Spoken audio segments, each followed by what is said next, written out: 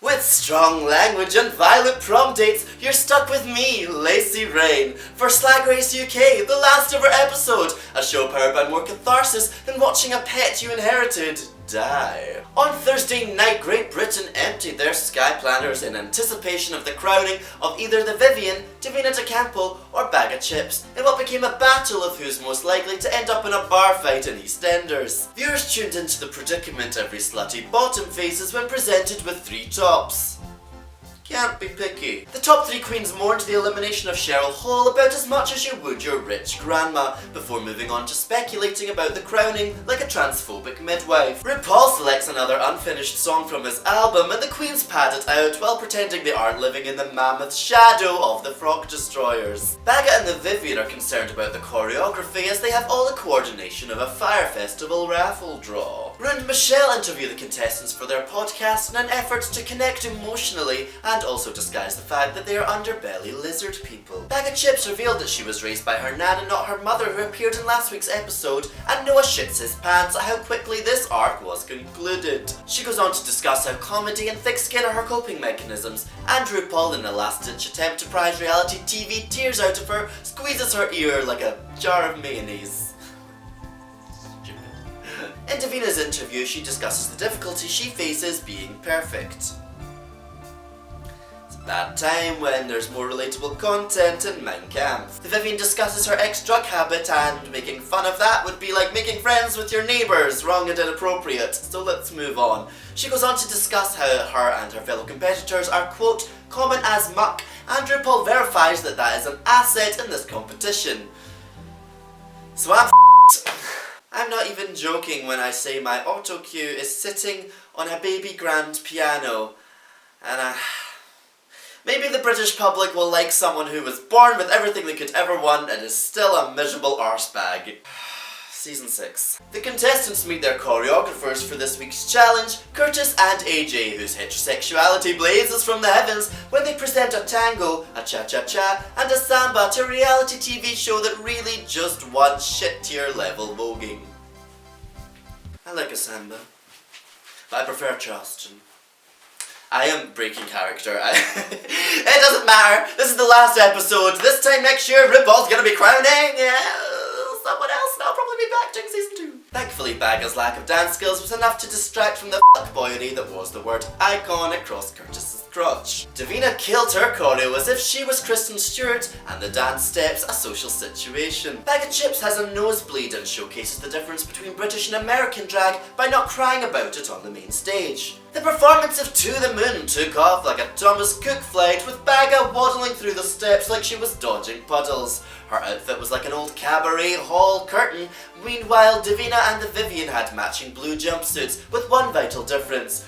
Divina looked like she was an ice skater, and the Vivienne looked like she was a Teletubby ready to present a VT about children and learning about frogs. Smaller sentences next year. Divina's gymnastics were as impressive as a finger painting by Helen Keller, and the Vivienne sold her performance like sweatshop shoes to a Nike warehouse. And now it's time for the runway. Let's review what everyone dressed as. Woo! Baga Chipz came as a 60th birthday party that inevitably ended up at the bingo. Her dress had more mint than a Travelodge pillow, and her wig was nicer than grandma is when threatened with a care home. Divina De Campo came as a nomadic family of 3 living in a teepee. Her dress had better construction than the pyramids, but with all the elegance of a five-a-side football strip. That joke hurt my gay soul. The Vivienne came as Katie Price after having her hymen reinstated. Her hair was as big as the ego she feigns not to have, and her dress was as beige and glistening as the back of Kelly Osbourne's neck after a race row. RuPaul confronts the finalists with pictures of them as children, and to quote Yoko Ono, yada yada yada yada yada yada yada. They make speeches as to why they deserve to win, Baga throws in the towel, and the Vivienne doesn't know what the word humble means. Backstage, the queens are reunited with their ex-contestants in a 2-minute reality special with about as much friction as the tires of the 2 cars I've written off. And now it's time for the runway! Again, how long is this episode? Gothy Kendall came as the runner-up at the Olympic swimmers after party. Her outfit was more transparent than a Trisha Paytas apology, and her hair had more chopped ends than a Jewish nursery. Scaredy Cat came as the underside of my couch, in an outfit that would have Coco Chanel finger fuck her eyeballs and prise them out of her sockets as if they were a drain that needed declogging in order to slowly bleed to death and be buried for the sole purpose of turning in her grave. It was cute. Vinegar Strokes came as the deep sea diva from Little Mermaid. Don't start me, I didn't draw it, but it's the same look. Her hair had more finger rolls than a church hall family party, and her dress was essentially Stormy Daniels in the Trump administration with all the ruffling it was doing. Something Wong came as Katy Perry doing a cosplay of Something Wong. Her kimono was as detailed as the pizza toppings Prince Andrew remembers, and the chains around her neck were as inappropriate as this bitch. See how woke I am? Don't cancel me, I've not even had a pilot. Crystal came as Catherine Delish waking up in a cold sweat. In place of a wig, she had a fibre optic lamp from the 90s, and she squeezed into her latex dress like a perfectly adequate condom. Blue-eyed Ranger came as the bottom of a fish tank. Hers was the best revenge dress, and her hair was more rolled than bacon at the end of a wedding. If this was a different show, I might be inclined to call this look all teal, all shade. But this is Slag Race UK, and I'm not a basic twink. Sadly. Cheryl Hole came as a hen party. Her look was more pink and fluffy than Paris Hilton's tumbled dryer sheets, and her showgirl aesthetic was more hammered home than Charlotte Church walking back from the pub. Rupaul cast aside the Baga Chipz like an ex-twink on a health kick.